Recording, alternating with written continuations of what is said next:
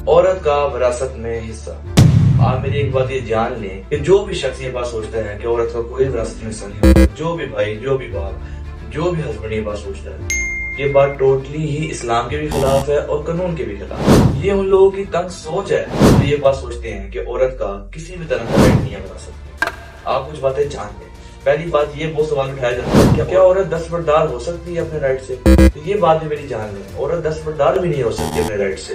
عورت کے پاس کیا ریمیڈی اویلیبل ہے کہ وہ اپنا رائٹ یہ اویل کر سکتے وراثت کا؟ تو اس کا سب سے آسان طریقہ ہے آپ کورٹ سے اپنی ڈکلیریشن کرائیں پراپرٹی کی، آٹومیٹکلی کورٹ حصے دار بنا دے گا کہ اس پراپرٹی کے یا اس زمین کے یا اس گھر کے یا اس دکان کے کتنے حصے دار ہیں۔ آٹومیٹکلی یہ چیز انیشیٹ ہو جائے گی۔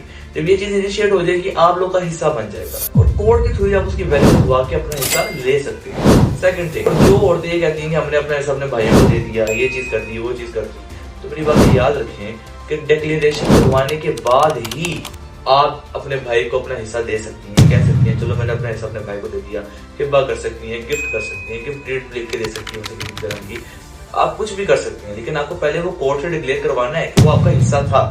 ایسے کبھی نہیں ہوتا کہ وراثت ہوئی اور وراثت میں آپ کا نام ہی نہیں آیا۔ جب بھی آپ کی وراثتی پراپرٹی جب ڈیوائڈ ہوگی تو وہ ہمیشہ سارے لیگل ایئرز میں ہوگی، یہ میری بات یاد رکھیں۔ بڑی شرمندگی کے ساتھ کہنا پڑ رہی ہے یہ بات کہ ہمارے پاکستان میں یہ والی پروپوزیشن اتنی ایکسرسائزیبل ہے کہ عورت کو اس کا حصہ نہیں دیا جاتا، اسے کسی نہ کسی طرح کے انڈو پریشرز میں ڈالا جاتا ہے کہ ہم تمہارے لیے مر گئے، کہ تمہارا اپنے گھر سے کوئی رشتہ نہیں ہے، اس طرح کے پریشرز میں ڈال کے عورت کو دبا دیا جاتا ہے۔ اس کی اور پروپوزیشن ایک ایڈ کر لیں، اگر تو کوئی عورت اس کو حصہ نہیں ملا اور اس کی وہ پراپرٹی اس کے بھائیوں نے بیچ دی ہے تو اس میں دو طرح کے پروویژنز ایڈ ہوں گی۔ ایک تو کرمنل لائبلٹی بن جائے گی، اس نے آپ کے ساتھ فراڈ کیا، اس نے آپ کے ساتھ دھوکہ کیا، تو آٹومیٹکلی آپ کرمنلی بھی اس کو پینلائز کروا سکتی ہیں۔ Second thing, second remedy civil remedy. آپ سول ریمیڈی میں جا کے یہ چیز انشور کروا سکتی ہیں کہ اس پراپرٹی میں میرا حصہ تھا اور یہ فراڈلی بیچ دی گئی ہے، تو آٹومیٹکلی کورٹ جو ہے اس انتقال کو کینسل کرے گا۔ جو چیز بیچی گئی ہوگی اس چیز کو کینسلیشن میں لے کے جائے گا اور دونوں پارٹیز کو بلائے گا، جس کو بیچی گئی اور جس نے بیچی ہے، اور لیگلی جس کا جو حصہ بنتا ہے اسے انیشیٹ کروایا جائے گا۔